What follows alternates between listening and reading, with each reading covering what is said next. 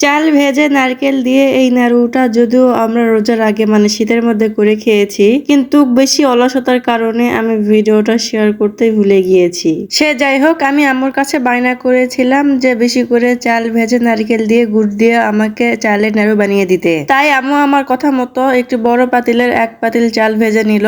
আমাদের গাছ থেকে শুকনা নারকেল পেড়ে ছিলে পরিষ্কার করে কুচি কুচি করে কেটে হামানদিস্তায় দিয়ে ছেঁচে নিল। আর এইদিকে আমি 1 পাতিল চাল ভাজা ব্লেন্ডারে গুঁড়ো করে নিলাম। মূলত চাল অনেকক্ষণ সময় ধরে হামানদিস্তায় থেতো করার ফলে যে গুঁড়োটা হয় সে গুঁড়ো দিয়ে চালের নাড়ু খেতে মজা। কিন্তু এখন তো সময় পাল্টিয়েছে, আর 1 পাতিল চাল ভাজা এসবকে গুঁড়ো করবে হামানদিস্তায় মানুষও নাই, আর হাতও ব্যথা করে। ব্লেন্ডারেই 4-5 ঘন্টার কাজ একবারে 10-15 মিনিটেই হয়ে যায়। সময় কম লেগেছে আর পরিশ্রমও কম হয়েছে। চাল গুঁড়ো করা আর নারকেল থেতা হয়ে গেলে একটি বড় গামলায় বেড়ে নিয়ে তাতে নাড়ু বানানোর জন্য খেজুরের গুড় দিয়ে হাত দিয়ে ভালো করে ম্যাশ করে নিতে হবে। মানে আগে খেজুরের গুড় আর নারকেল ভালো করে হাত দিয়ে মথে মথে আঠালো করে নিতে হবে, যাতে পরিবর্তে চালের গুঁড়া দিলে সেটা মাখার পরে দলা পেকে যায় বা নাড়ুর আকারে শেপ হয়। ভালো করে গুড় আর নারকেল মাথা হয়ে গেলে এই পর্যায়ে গুঁড়ো করে রাখা চাউলের গুঁড়া দিতে হবে। চালের গুঁড়া দেওয়ার পর হাত দিয়ে ভালো করে মেখে নিতে হবে।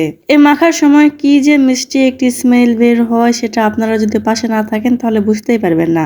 আমি ছিলাম, আর এতদিন পর ভিডিও এডিট করার সময় আমি মনে হয় ঠিক সেই আগের মতোই মিষ্টি স্মেলটা পাচ্ছিলাম। সেই পরিচিত মিষ্টি স্মেলটার কথা মনে পড়ে আমার তো আবার খেতে ইচ্ছে করছে। তো এখন তো রমজান মাস, চাইলেও খেতে পারবো না, এত নক্কর ঝক্কর করে বানানোর মতো এনার্জি থাকবে না। রমজান শেষে যদি রিজেকে থাকে অবশ্যই চাইলেই বানিয়ে খেতে পারবো, কারণ এই নাড়ুটা সারা বছরই বানিয়ে খাওয়া যায়। চালের গুঁড়া, গুড়, নারকেল সব ভালো মতো মাখা হয়ে গেলে আমাদের পরিবারের যতগুলো মেয়ে ছিল সবাই আমরা হাত লাগিয়ে ভালো করে নাড়ু বানিয়ে নিচ্ছি। আর পরিবারের সবাই মিলে যদি একসাথে কোনো কাজ করা হয়, সেই কাজ যতই কঠিন হোক না কেন কাজ করতেও ভালো লাগে আর সময় কম লাগে। আমি তো কোনো আলসামি করিনি, সবার সাথে প্রতিটা নাড়ুই বানিয়েছি। হয়তো টেরা বাঁকা হয়েছে, তাতে কিছু করার নাই, যেহেতু আমি প্রথমবার বানাচ্ছি তাই একটু টেরা বাঁকা হবে, সমস্যা নেই, টেরা বাঁকা হোক, তবুও আমি খেয়ে নিব। নাড়ু যেন না ঝরঝরে হয়ে ভেঙে যায়, সেই জন্য বড় আপু, চাচি আর আম্মু মিলে 2 হাত লাগিয়ে সুন্দর করে চেপে চেপে নাড়ু বানাচ্ছিল। তো অবশেষে আমাদের বড় বড় করে চালের নাড়ু বানানো শেষ। বড় 1 গামলা ফুল নাড়ু হয়েছে, 1 প্লেটও ফুল নাড়ু হয়েছে,